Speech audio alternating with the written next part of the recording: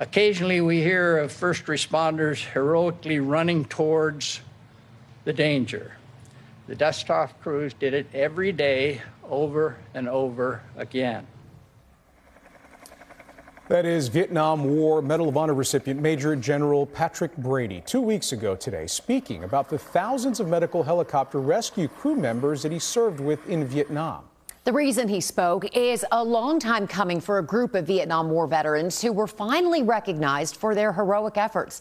Our Doug Dunbar joins us now to tell us more about it. Doug. Guys, the recognition that you speak about is the Congressional Gold Medal bestowed to those service members who served on what became known, as you mentioned, Dustoff missions. And that does include a longtime local veteran helicopter pilot from Benbrook whose personal story helps us all now define the story of the more than 3,000 crew members who put their lives on the line every single mission so that others may live. This is the original map that you had with you. Yeah, this is the one I flew in the cockpit in Vietnam. All the time that I was there. Doug Peterson landed as a Huey pilot in Vietnam in 1969. So what we would do is we would take these missions and we would write them on the windscreen of the helicopter. But what he didn't expect was that he would never take a single shot at the enemy.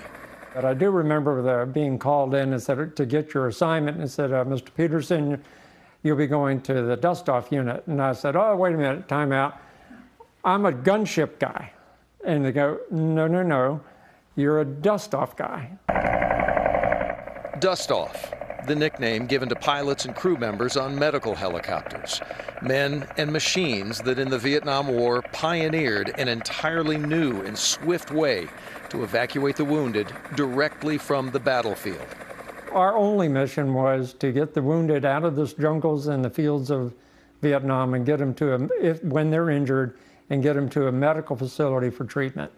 Dustoff crews became the invaluable link between life and death for our troops, civilians, and even at times the enemy. It was on one mission, among his 1,000 or so combat hours, 5 feet above the treetops, Peterson hovered his Huey to hoist a wounded American soldier out.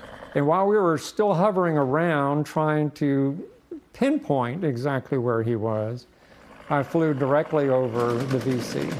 He just took his AK-47, as I vision it, and just emptied it into the helicopter. In seconds, Dustoff 3-4 went from rescuing wounded to having to save his own crew. Now, the entire instrument panel is starting to light up with warning lights. You know, the oil pressure is going down, the hydraulic fluid is leaking because we took 25 bullets in a matter of, 10 seconds. Peterson found a clearing, saved his crew, and luckily saw friendly forces surrounding his Huey. But it's what happened next that perhaps best defines the roughly 3,400 Dustoff crew members who served in Vietnam. After we were picked up and taken back to our home base, I got another helicopter and another crew, and we went back to get the guy. The same guy? Same guy. He still needed to be picked up and taken to a hospital. Mission complete. No man left behind. In the course of the Vietnam War, Dustoffs rescued an estimated 900,000 sick and wounded. Over 5 decades later, a sobering reality of what that number likely means today. Let me just bring one of those guys home. Let me bring that one U.S. soldier home that was part of that 900,000. He got to have a family who had a family. So the 3,400 didn't just impact 900,000.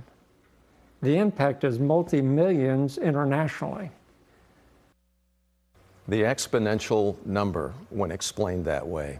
The Congressional Gold Medal, by the way, is America's highest civilian honor. To honor every Dustoff crew member, the United States Mint is going to be striking just one gold medallion, and that single medallion will be displayed in their honor down south at Fort Sam Houston, down in San Antonio. And he, again, represents one of over 3,400 crew members, right, who have gone these 5 decades since the end of the Vietnam War with little to no recognition. And we could talk all day about the homecoming that our Vietnam guys never really got. Right.